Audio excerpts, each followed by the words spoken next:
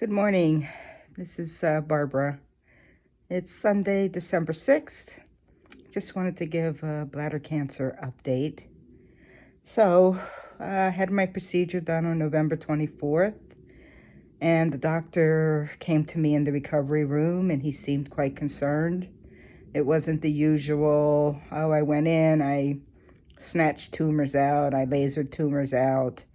There was something else more foreboding in one part of the kidney. It seemed that one of the poles of the kidney and the renal pelvis had sort of collapsed onto itself, which is a sign of kidney disease. And he was quite cautious, less optimistic, very sobering, his demeanor. And so we waited for pathology to come back, which came back this past Monday. And basically his recommendation was it's probably time to let the kidney and the bladder go, but we could possibly offer you chemotherapy or immunotherapy if there were options available.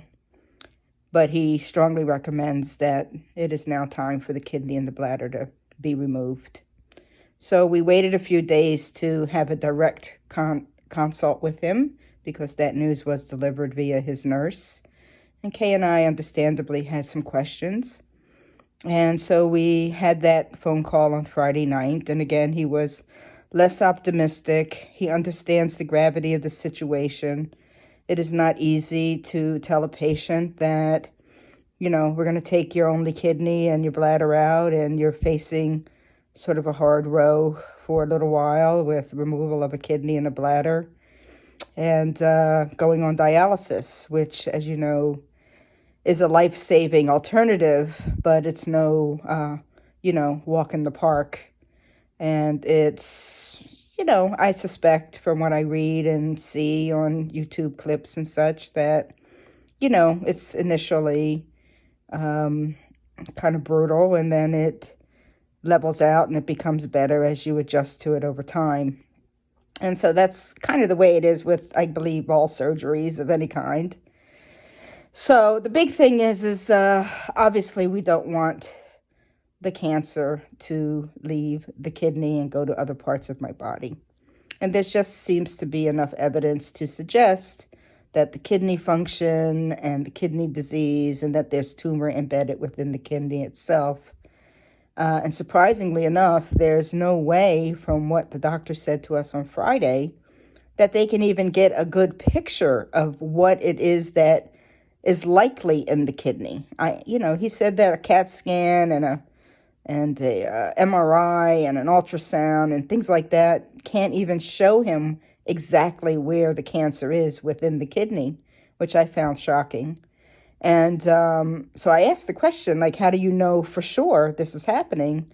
And he said it had to do with the combination of what he visually saw on November 24th.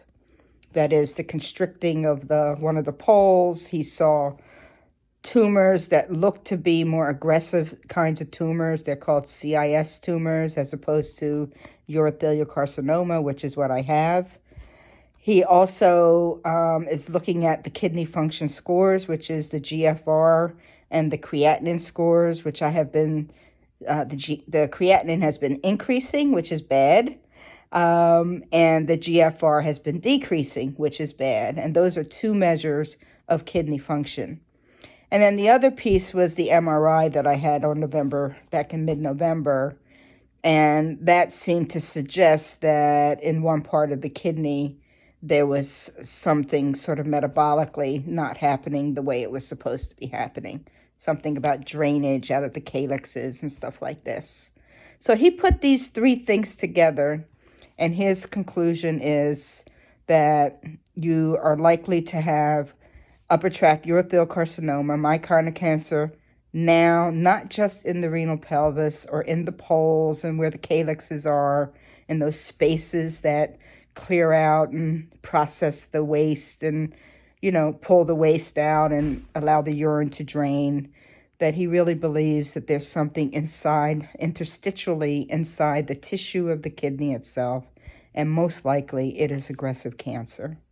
And for that reason, he believes it's really important to get the kidney out of my body before it metastasizes. And he even said that.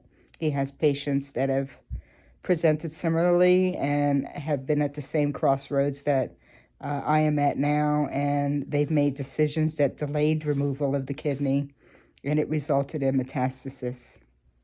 And ironically, there's actually better drugs for metastasis than there is for non-metastasis, but that is not a route that I want to travel down.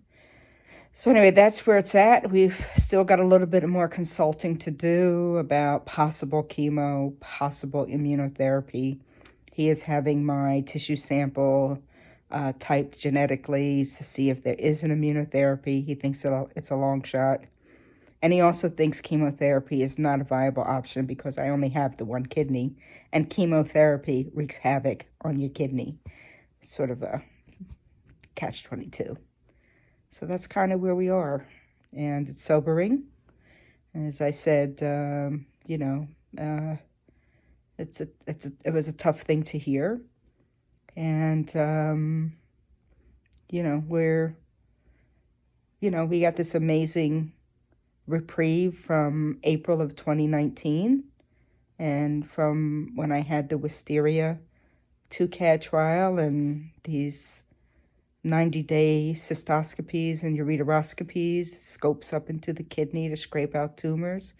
We've had this reprieve since April of 2019, which has allowed me to accomplish a couple of really important goals in the area of writing, particularly in writing my mother's book about our journey and caregiving and her Alzheimer's, and getting other papers published and doing some activism stuff to the best of my ability, given my disabilities. And it's been an amazing year, even in the midst of a global pandemic. It's kind of wild. But Kay and I are buoyed by the love of so many, and we are spiritually fit and ready to take on whatever comes. And we will continue to accept your blessings and your prayers and your thoughts and your good vibes as we continue to navigate the next steps. And, I have a lot of different spiritual practices, and one of them is a Buddhist practice, and where I say Nam Myoho Renge Kyo, and I send out energy to bring in good karma and bring in good healing energy into the world and into my body. And the symbol of the strength of that possibility of healing is embodied in the picture of a lion. So I know I've sent out lions to people because lions denote courage. And that's what it is going to take. And I believe through chanting and meditation and prayer, and through taking in love, and through walking through whatever comes one step at a time, one doctor at a time, one procedure at a time, one day at a time, that we'll get through this. And send all the love to me, send all the love to Kay as well. She'll be right here with me, hand in hand. And pray for all the doctors and all the people that we interact with, and when we go down that road, and pray for yourself too, because take care of you. We have to take care of you and send the love out to me and to others and into this world that so desperately needs our love. Okay, peace. That's the latest and the greatest. And I hold all of you in love and gratitude. Peace.